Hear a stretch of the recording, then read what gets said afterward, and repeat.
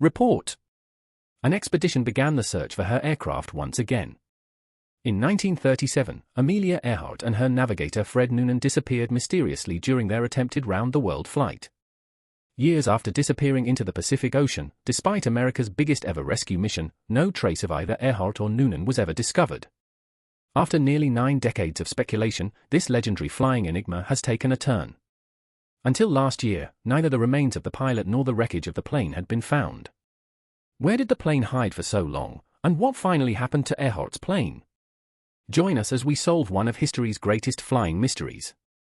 What forged a spirit daring enough to vanish into myth? To solve Amelia's disappearance, we must trace her rebirth, not lost to the ocean, but born for the heavens. Did her fate begin with a Kansas girl who defied gravity and its rules? Amelia Earhart, born to touch the sky. Childhood and early passion. Amelia Earhart's destiny was never linked to earthly pursuits. Even before stepping inside an airplane for the first time, she had a spirit that could not be contained by established conventions. Compared to those who blindly followed predetermined conventions, she was driven by an insatiable thirst for discovery and knowledge. From the very beginning, she had an invincible conviction that the meaning of life was not to fit what society deemed fitting. Perhaps this independent character was the identifying aspect that set her apart and called her to her heavenly calling. Born on the 24th of July, 1897 in Atchison, Kansas, Amelia manifested a distinctly nonconformist personality.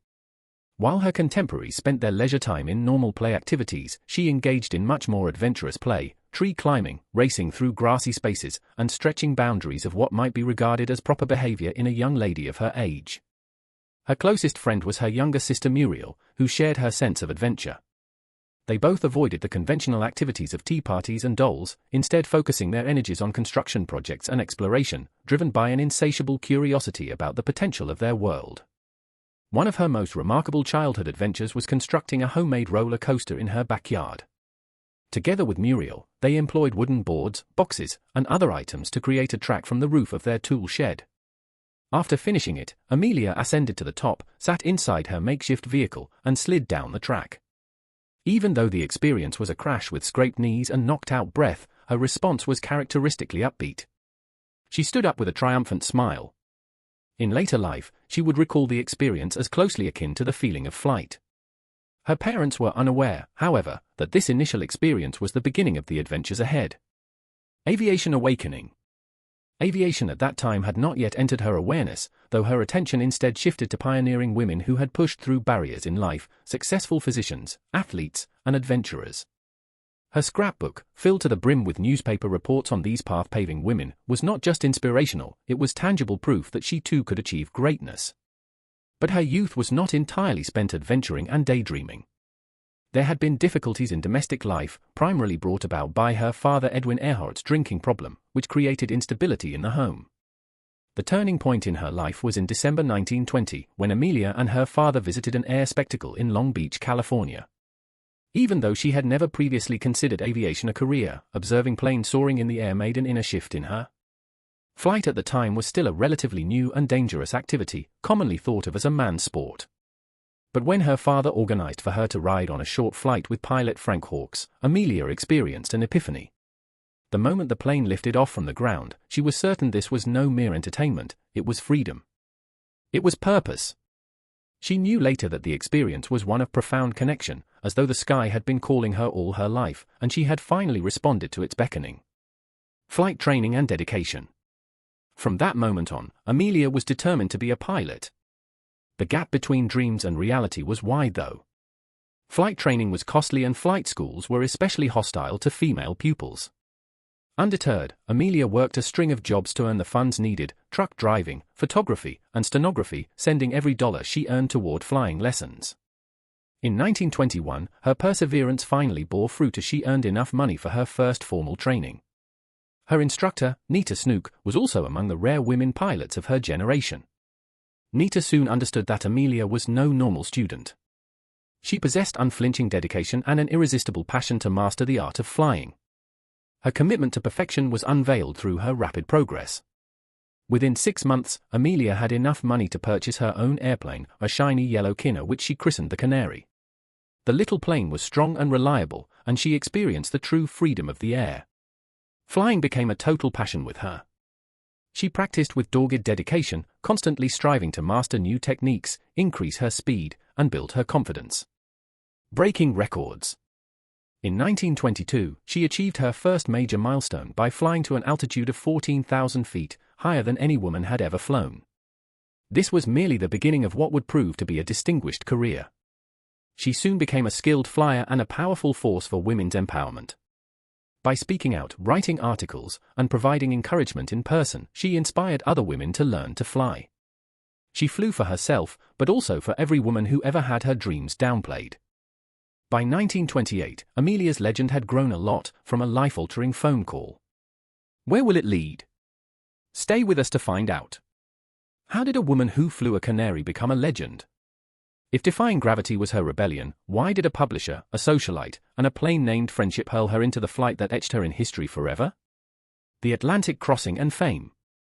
Amelia Earhart's solo flight across the Atlantic Ocean began with George Putnam, a prominent publisher and aviation promoter, making Amelia an offer she could not refuse. What he offered was nothing less than remarkable. A wealthy socialite named Amy Guest had purchased herself an airplane with a fairly ambitious goal, sponsoring the first women's transatlantic flight. The project was to achieve two records of historic proportion, the first woman to fly the Pacific Ocean and the first person to do so solo. Guest had initially intended to undertake this task herself but, on second thought, decided better of it considering the monumental risks. She did search for a worthy replacement, however. That replacement was Amelia. There was a significant condition, however. Amelia would not be piloting the plane. Instead, she would occupy the passenger seat while Wilma Stultz flew the plane, with Louis Gordon as co-pilot and mechanic. Despite relinquishing control of the aircraft, the mission would make history as no woman had previously crossed the Atlantic by air. It was on June 17, 1928, that the crew departed Trepassey Harbor, Newfoundland, in the Friendship aircraft. The flight was arduous, lasting over 20 hours and pushing their endurance to the limit. The crew fought against dense fog, fierce gusts, and the constant threat of mechanical failure. Every minute in the air was precarious, but they eventually touched down in Buryport, Wales. The crossing was achieved. Although Amelia had technically achieved a historic milestone, she was not pleased with her success. She afterward confessed that she had not felt any more significant than a cargo of freight being flown across the ocean. The fact that she had not flown the plane herself left her with a sense of incompleteness. The world, however, saw her achievement differently. As she emerged from the plane, she was met with hyperbolic devotion. Reporters swarmed about her, scrambling to capture every aspect of her journey. She had her picture in the papers worldwide, and she was toasted as a heroine. New York welcomed her with a ticker-tape parade, and she received an invitation to the White House. Icon of a generation. Amelia was overnight an icon representing progress and valor. Putnam encouraged her not to let the moment slip by. He assisted her in publishing 20 Hours 40 Minutes, a book regarding her flight adventures over the Atlantic. She traveled on a speaking tour around the country, promoting women in aviation and giving speeches. She even launched a brand of practical yet stylish clothing for women pilots. Nevertheless, with all the publicity and success, Amelia felt incomplete. Gaining international recognition, she was well aware that she hadn't made a name for herself as a pilot. Although the world regarded her as a record breaker, she had an inner desire to merit the title. She did not want to go down in history as the first woman to fly across the Atlantic as a passenger. She wanted to go down in history as the first woman to fly it alone. Her second act would send the entire world awry. The solo transatlantic flight. Resolute in doing so, she trained for it. The preparations were done. By 1932, a streamlined red Lockheed Vega 5B airplane was chosen to go on this trip. And on May 20th, she boarded the same and prepared for the impending battle. The plan was to depart from Harbour Grace, Newfoundland, and land in Paris, following the route of Charles Lindbergh's historic solo flight 5 years earlier. But the flight quickly became a battle for survival. Minutes into the flight, Amelia faced ferocious headwinds that battered her aircraft. As the hours passed, ice began to form on the wings, which would have weighed down the aircraft. One of her instruments also failed, and her altimeter broke, so she could not read her altitude. She was by herself in the vast sky and had to rely entirely on instinct and experience to navigate safely. Legacy. There could be no doubt this time, Amelia had won her place in history. The world rejoiced once again, but this time the praise was somehow different. She had not only matched Lindbergh's feat but had accomplished it under more challenging conditions, without a working altimeter, in a less advanced airplane than his. She received numerous honors including the Distinguished Flying Cross, and was the first woman to receive a high military distinction. The King of England congratulated her, and President Herbert Hoover invited her to the White House. She had now become one of the greatest aviators of her time. Despite her success, Amelia showed no signs of slowing down. The Atlantic flight had only reinforced her desire to do more. In 1935, she became the first person to fly solo from Hawaii to California, a more risky route than the Atlantic flight. The Pacific was unpredictable, with no safe emergency landing spots. Many people had attempted this flight before her, but none had succeeded. She did it, though, with the same determination that had driven her previous flights. She broke many records, including being the first woman to complete a solo non-stop flight across the United States and the fastest transcontinental flight by a woman.